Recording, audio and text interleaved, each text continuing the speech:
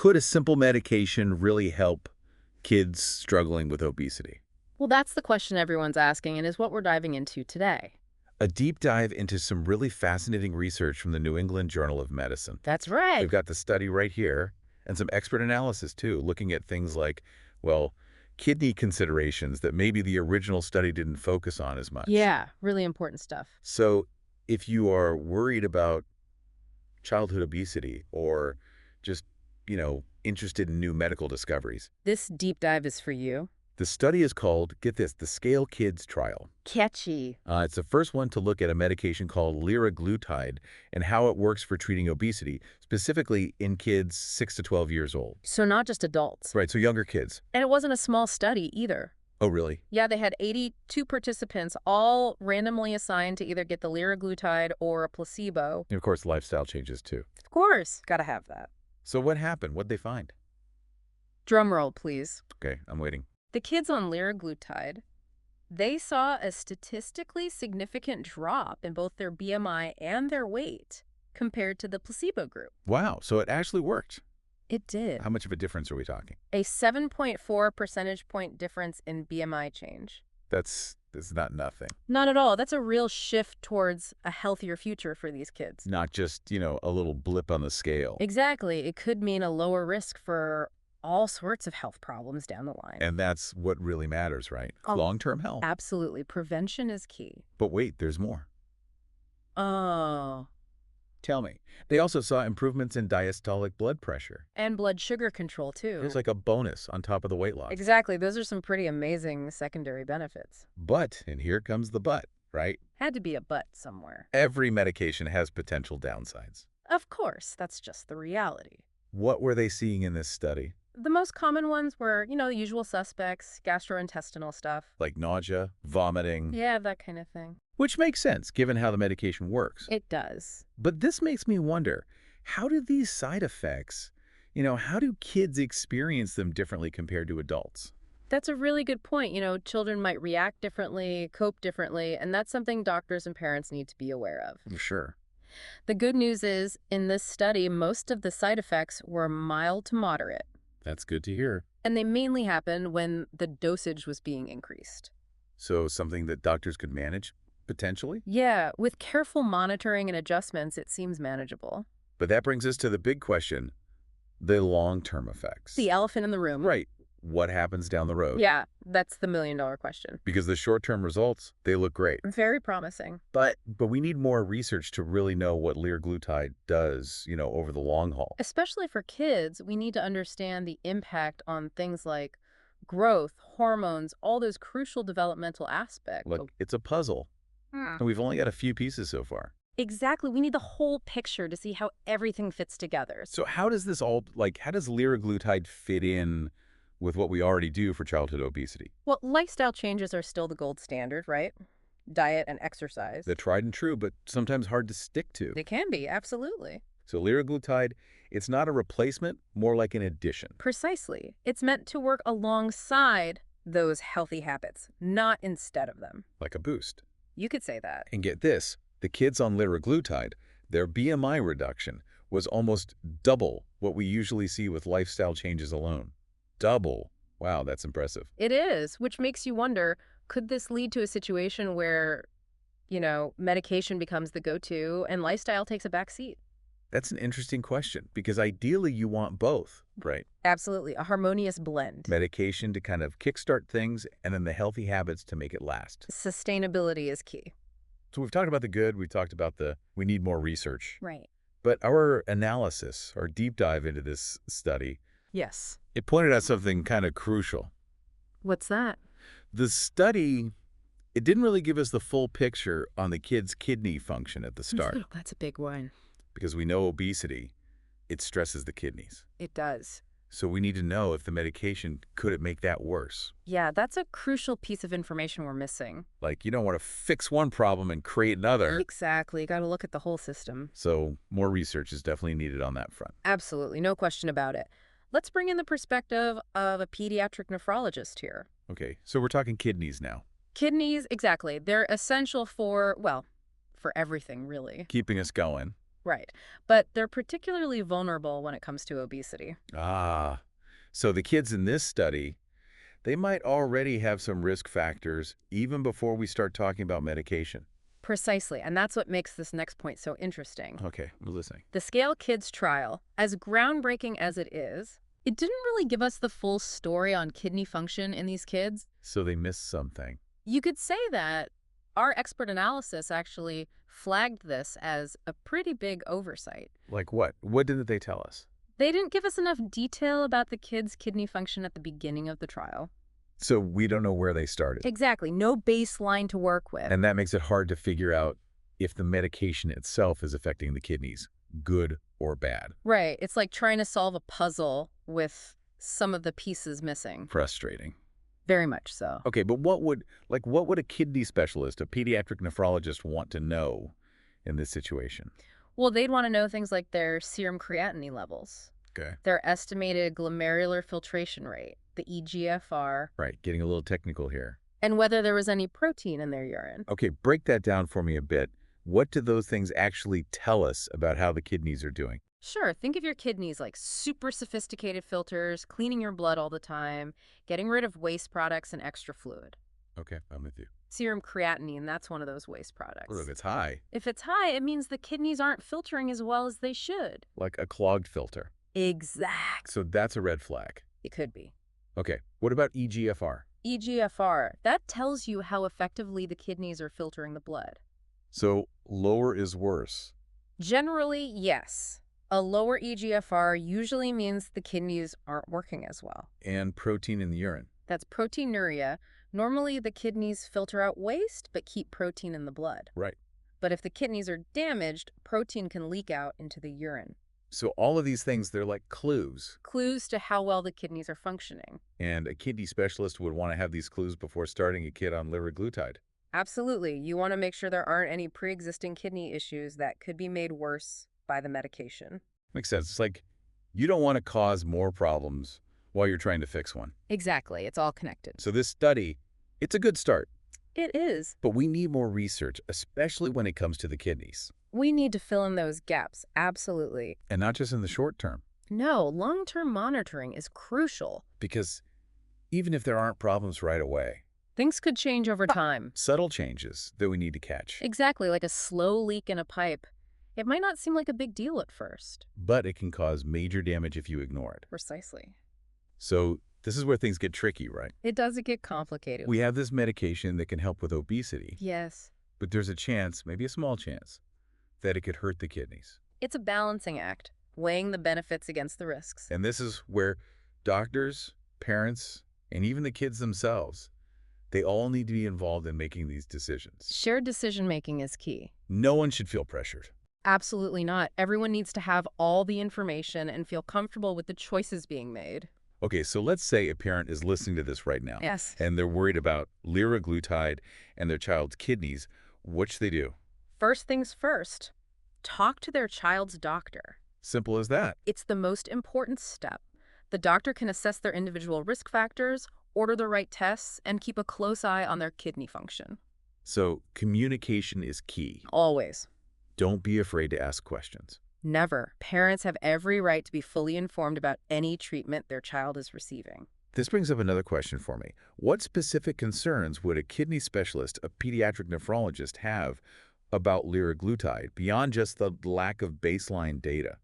It's a good question. They'd be particularly watchful for a few things. Like what? The potential for acute kidney injury, Okay, the long-term effects on something called glomerular hyperfiltration, all right. and the impact on proteinuria, which we talked about earlier. Okay, let's unpack those one by one, starting with acute kidney injury. Sure. What is that exactly? Acute kidney injury, or AKI, it's a sudden drop in kidney function. And that's bad, obviously. It can be very serious. It can happen for various reasons like dehydration, infection, or even some medications. And how would liraglutide play into that? Well, remember those gastrointestinal side effects of nausea, vomiting, diarrhea? Yeah. If a child has severe or prolonged episodes of those, it can lead to dehydration, and that puts stress on the kidneys, which could potentially lead to AKI.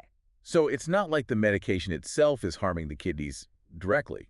Not necessarily. But it could set off a chain reaction that ends up causing kidney problems. Exactly. It's a secondary risk, but a risk nonetheless. And that's why monitoring is so important. Absolutely crucial. Doctors need to be watching for any signs of dehydration or AKI in kids taking liraglutide, especially at the beginning when those side effects are most common. Okay, that makes sense. What about that second one you mentioned, glomerular hyperfiltration? What is that all about? All right, so think of your kidneys as this network of tiny, intricate filters called glomeruli.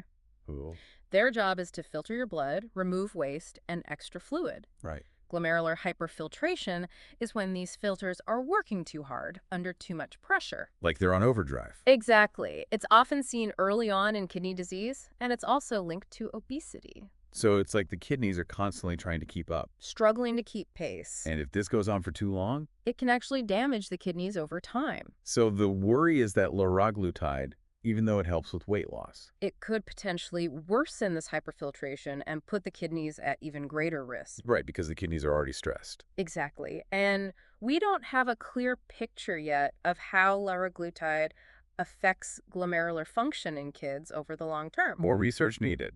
Definitely. We need to know if it helps, if it hurts, or if it has no effect at all. Another missing piece of the puzzle. It is, and it's a piece that a kidney specialist would be very interested in finding. All right, we've covered two concerns. What about the third one? Proteinuria. Proteinuria, right, that's the protein in the urine, which can be a sign of kidney damage. And we know obesity is a risk factor for that, right? That's correct. The extra weight strains those delicate kidney filters, the glomeruli. And over time. Over time, that can lead to damage, and when those filters are damaged, protein can leak into the urine. Okay, so that's the obesity connection. But where does liraglutide fit into all of this? This is where it gets interesting. Liraglutide could actually have both positive and negative effects on proteinuria. Wait, how is that possible? Both good and bad. Think of it like this. On the one hand, liraglutide, by helping kids lose weight and improve their metabolic health, Yeah. it could potentially take some of the pressure off the kidneys, which could lead to less proteinuria. So it's attacking the problem at the source. Exactly. But on the other hand, if liraglutide were to cause any damage to the kidneys, either directly or indirectly, Like through that acute kidney injury we talked about? precisely, then it could actually make proteinuria worse. So it's a bit of a gamble. In a way, yes, which is why keeping an eye on proteinuria levels in kids taking liraglutide is so important. It tells us which way things are going. Exactly, whether the medication is helping or hurting. I'm seeing a pattern here. A lot of the concerns about liraglutide and the kidneys come down to the fact that we just don't have enough long-term data.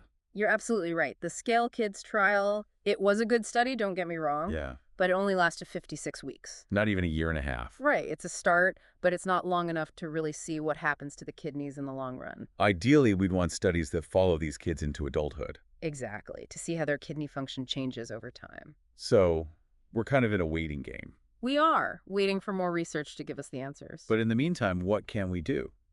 We can't just sit around and wait. There are kids who need help now. That's a valid point. We can't ignore the urgency of the situation. But we also can't just jump into treatments without understanding the risks. We need to find a balance. So what's the best way forward? I think the key is caution. We need to carefully weigh the potential benefits of liraglutide against the potential risks. And involve kidney specialists. Absolutely. Pediatric nephrologists should be part of the care team for these children. So it's a team effort. It has to be. Endocrinologists who specialize in hormonal disorders like obesity, and nephrologists working together to create personalized treatment plans for each child. It's about seeing the whole child, not just the obesity. Exactly. A holistic approach is essential. This conversation has really opened my eyes to how complex childhood obesity really is. It's a multifaceted issue, no easy answers. And we clearly still have a lot to learn. We do, but the good news is that we're constantly learning more, expanding our knowledge base. Research like the Scale Kids trial, it's pushing the boundaries. It is. It's giving us new insights and opening up new possibilities for treatment. And with that knowledge, we can make better decisions for these kids. Empowering both healthcare providers and families to make the best choices. So our deep dive has uncovered some concerns, It has. but it's also given us a sense of hope, a sense that we're moving in the right direction. I agree. We're asking the right questions, conducting good research, and building bridges between different medical specialties. And that's what will ultimately lead to better outcomes for these kids. Collaboration is key. Okay, we've spent a lot of time talking about the potential risks of liraglutide, especially for the kidneys. It's important to be aware of the risks. But we can't forget about the positive results, the hope that this medication offers. You're right. We need to acknowledge both sides of the coin. Liraglutide has the potential to really change the game when it comes to childhood obesity. It could be a game changer, and that's something to be excited about. So let's talk about the good stuff. What did we learn from the Scale Kids trial that gives us reason to be optimistic? Well, the most important finding is that liraglutide, when combined with lifestyle changes, can help kids lose a significant amount of weight. And this isn't just a few pounds here and there. No, we're talking about clinically significant weight loss. Substantial reductions in BMI, which can have a major impact on a child's overall health. And it's not just about the number on the scale, right? It's about preventing those obesity-related health problems down the road. Exactly. Things like type 2 diabetes, heart disease, certain cancers, those are serious conditions, and liraglutide could potentially help prevent them. So it's not just about looking good, it's about feeling good and living longer, healthier lives. That's the ultimate goal. And beyond those long-term benefits, there's also the potential for liraglutide to improve a child's quality of life right now, in the present. That's an important point. Weight can have a huge impact on a child's self-esteem, their social interactions, their ability to participate in activities they enjoy. It can be really tough for kids who are struggling with their weight. It can. And while liraglutide isn't a magic solution, it can help them achieve a healthier weight, which can lead to improvements in their physical and emotional well-being. So it's not just about physical health, it's about mental and emotional health too. It's about the whole child. And when a child feels better, physically, mentally, emotionally, their quality of life improves. They can be more confident, more active, more engaged in life. It's like a whole new world opens up for them. In a way, it is, and that's what makes this research so exciting. It's not just about treating a disease.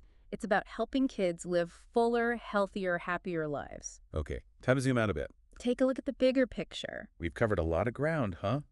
Groundbreaking research, potential risks, kidney deep dive. It's a lot to process. It is, but I think if we step back, the Scale Kids trial, it's a big step forward, in how we understand and treat childhood obesity. So a step forward, but not the finish line. Right. It's given us valuable clues, but there's still a lot of questions that need answers. Like a puzzle with some missing pieces? Exactly. What really struck me is just how complex childhood obesity really is. It's not just about calories in, calories out. It's way more complicated than that. It's like a tangled web of factors. Genetics, hormones, social influences, the environment, all of it plays a role. So we need a multi-pronged approach. Absolutely. A multidisciplinary team, experts from different fields working together. Endocrinologists, nephrologists, nutritionists, therapists, maybe even social workers. All on the same page, creating individualized treatment plans for each child. It's about seeing the whole child, not just their weight. Precisely, a holistic approach. That's what's needed. And long-term monitoring is crucial too, right? Absolutely essential. We can't just prescribe a medication and cross our fingers. We need to follow these kids over time,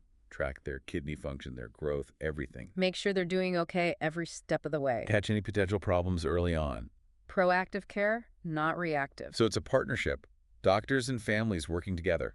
Open communication, shared decision-making, that's the foundation of good care. And of course, we need more research. Always. Research is the engine that drives progress. To answer those unanswered questions, to find new and better treatment. To ultimately find a cure. The Scale Kids trial, it's a good start, but it's just the beginning. The beginning of a long journey, a journey that demands collaboration, innovation, and a commitment to putting children's health first. No, we've talked a lot about medication, but it's important to remember that medication alone isn't the answer. Right. Lifestyle changes are still the cornerstone of treatment. Healthy eating, regular exercise, those are the fundamentals. And those habits should start early in childhood before unhealthy patterns become ingrained. It's easier to build healthy habits than to break bad ones. Exactly. So much easier. But it's not just about individual responsibility. No, it's about creating an environment that supports healthy choices. Making healthy food more accessible, making physical activity more fun and convenient. And reducing the marketing of unhealthy foods to children, that's a big one. It's about tackling the root causes of obesity,